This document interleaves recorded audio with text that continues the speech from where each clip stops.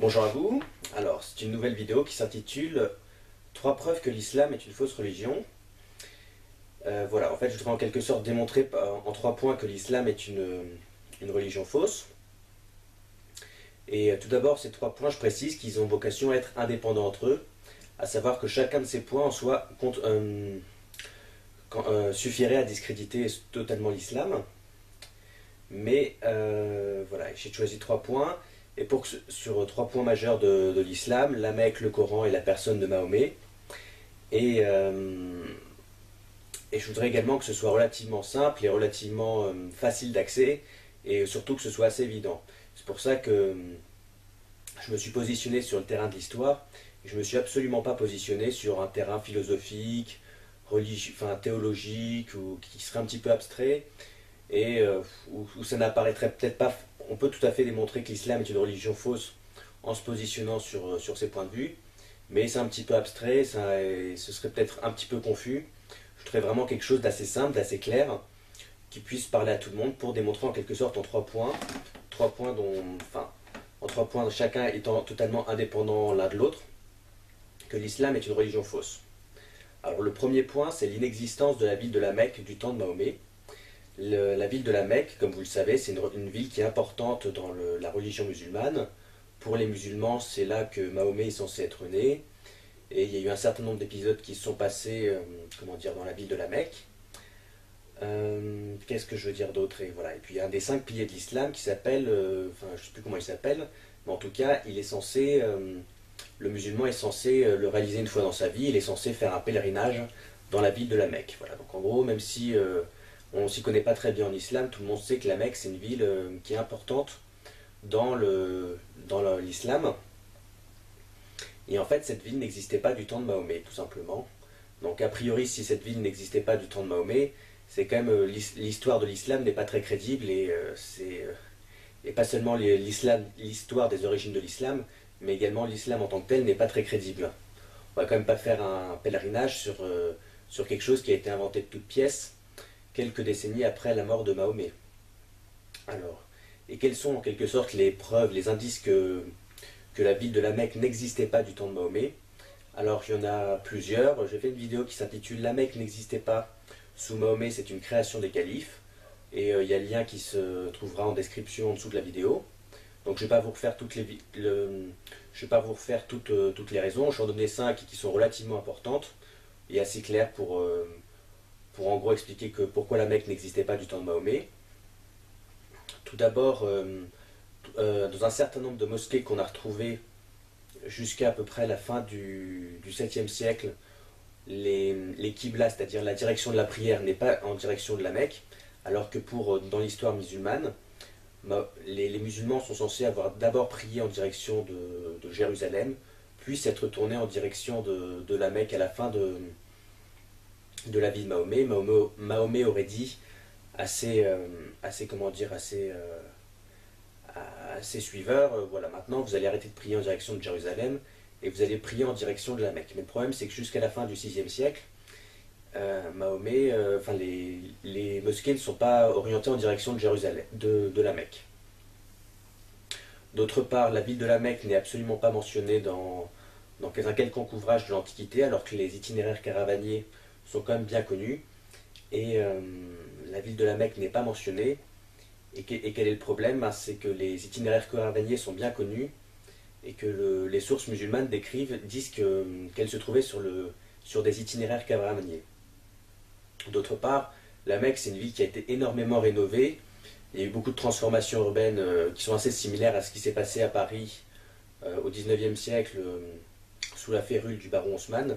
Il y a eu énormément de travaux, de fouilles. Ils ont complètement modernisé la ville et ils ont construit beaucoup de gratte-ciel et ils n'ont pas retrouvé de vestiges d'avant l'islam. Donc si la ville était censée exister avant l'islam, et bien évidemment, ça aurait laissé il y aurait eu, comment dire, on aurait retrouvé des vestiges tout simplement. D'autre part, c'est une ville qui ne se situe pas près d'un cours d'eau potable comme un fleuve ou en proximité de la mer. Et il y a des vents violents comment dire, qui rend difficile à habiter la zone. Il y a également un certain nombre d'inondations qui déferlent régulièrement dans la vallée où se situe la Mecque, ce qui fait que ce n'est pas possible naturellement qu'il y ait une implantation naturelle dans cette zone. Enfin, dernier point, la tribu arabe, les Koréchites, à laquelle Mahomet a appartenu, était implantée en Syrie et au nord-ouest de la Syrie et en Palestine, et ça correspond bien plus aux zones d'implantation traditionnelles des judéo-chrétiens qui ont donné naissance ensuite à l'islam quand ils ont arabisé en quelque sorte lorsque leur religion s'est trouvée arabisée.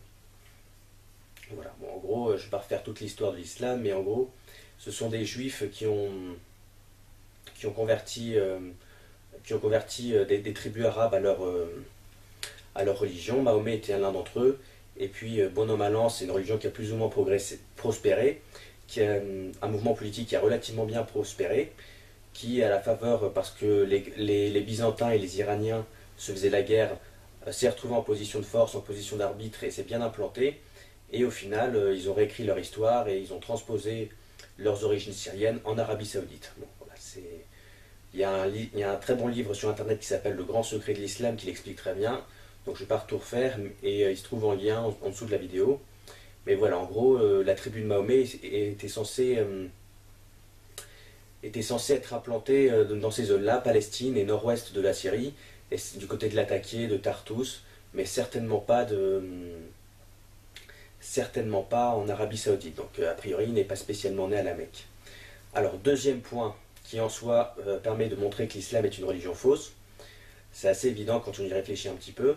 On sait que jusqu'en 682, les sources musulmanes, bon, quand je dis musulmanes ou quand je parle d'islam, c'est totalement anachronique parce que ce terme apparaît des décennies après le 7e siècle. Mais bon, on va dire pour des raisons de simplification, on va parler d'islam et de musulmans. En gros, toutes les sources musulmanes, ça peut être des témoignages, ça peut être des récits, des pièces de monnaie, parce que les pièces de monnaie, ça nous renseigne en quelque sorte sur l'idéologie qui prévalait à l'époque, la représentation du monde qu'avaient les dirigeants d'eux-mêmes, aussi bien les inscriptions dans la mosquée d'Al-Aqsa ou les inscriptions qu'on a retrouvées du côté du Negev, ne présentent absolument pas, jusqu'en 682, Mahomet comme un quelconque prophète qui aurait fondé l'islam, qui serait à l'origine de cette religion. D'ailleurs, c'est pas à partir de 682. En fait, en 682, il y a eu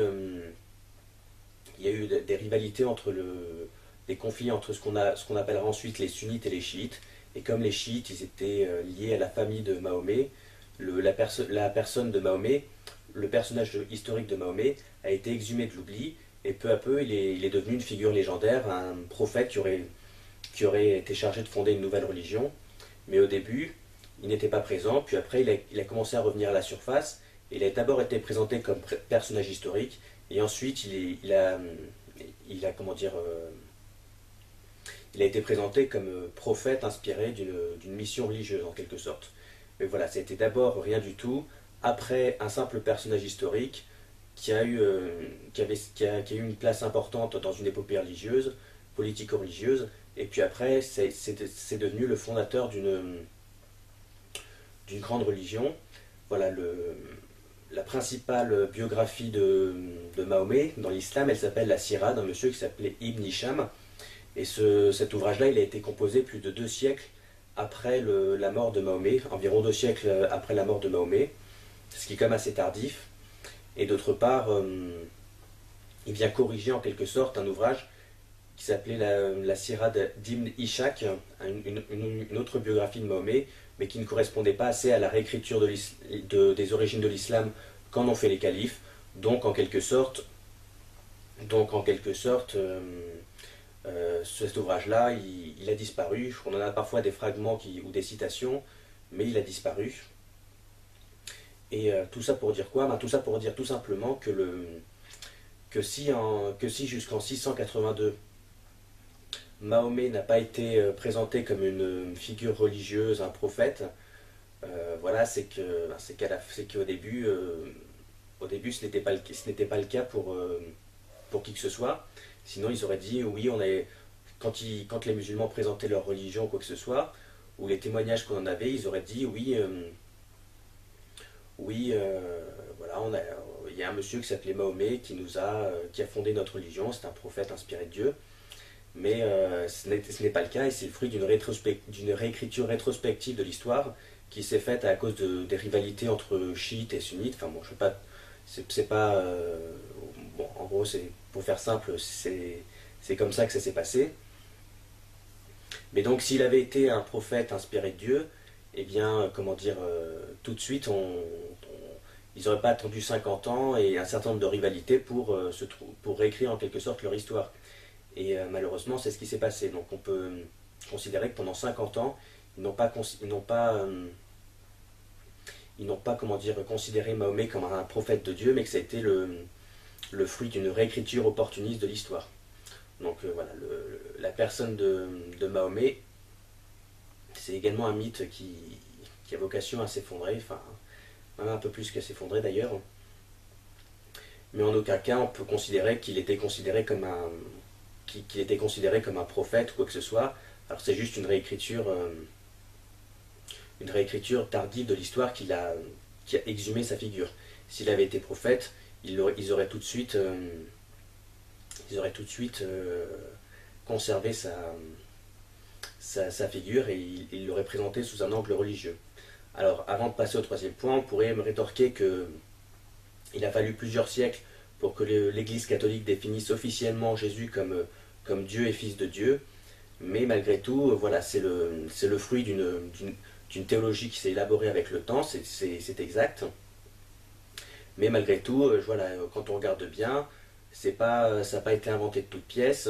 Ça se retrouve déjà dans les Écritures, dans le Nouveau Testament, dans la vision qu'en présentent les apôtres, enfin ceux qui ont écrit les livres du Nouveau Testament. Et surtout, voilà, c'est le fruit d'un développement logique et progressif. Mais surtout, la figure de Jésus n'a pas été absente des sources chrétiennes jusqu'à la fin du 1er siècle de l'ère chrétienne. Bon, troisième et dernier point, le Coran dans la religion musulmane, en gros, le Coran c'est un livre que Dieu est censé avoir dicté à Mahomet et ce sera en quelque sorte le parachèvement scripturaire de la révélation. Il se trouve qu'il y a une partie du Coran qui s'appelle, une sourate qui s'appelle la sourate La Caverne, il me semble que c'est la sourate 18. Il y a une partie de cette sourate qui est, comment dire, qui est un pastiche d'un ouvrage qui avait été écrit pour Héraclius. Héraclius était l'empereur byzantin qui prévalait à cette époque. Et en gros, ça veut dire quoi? Un pastiche, c'est quand on prend quelque chose et qu'on le met